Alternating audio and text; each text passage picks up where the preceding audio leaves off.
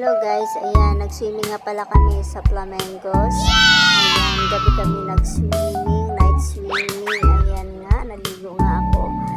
Dahil sobrang init na init ako kahit umuulan dyan guys. At sobrang init talaga. Then, yun nga, nag-picture-picture kami dyan. Nag-picture-picture kami na asawa ko dyan. Then, akala ko, yung pala binibideo niya ako kay so ayan, biniflex ko din guys ang ang fountain nila doon.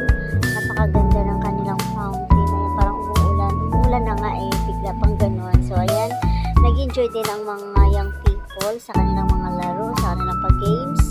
So ayan, kahit umuulan, hala sige, ayan, laro sila. Then ayan, nakakatuwa lang tingnan kasi sa gabi lang nagkakaroon ng time. Ayan, ako ay nag-picture-picture, nag-post-post sa may tulay. So, napakaganda kasi ang kanilang tanawin guys. Napakaganda ng kanilang swimming pool. Yan ay overnight. So, ayan, mga alauna na yata ng gabi yan. Nag-picture. Then, sabi ko nga, bago kami umuwi, mag-picture-picture tayo dito sa sa lugar na to kasi minsan lang tayo makapunta dito. At ayan nga, kami nag-view kami doon. Then, sabi ko nga sa asawa ko is, ikaw naman.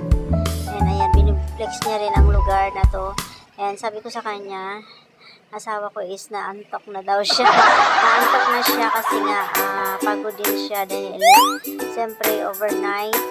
And, kami nagluluto. Then, ayan na nga, umuwi na kami ng mga last stress ng umaga. Ayan nga, kasi sabi ko nga uwi na tayo kasi nakakapag umuwi. So yung iba ay nandoon pa po. Then kasi magluluto pa nga kami. Yan nga, hinintay niya ako sa labas, nanginip niya siya sa akin din ang bago. So yan, bago kami nag-uwi is yan, picture muna kami doon sa labas. At ayan yung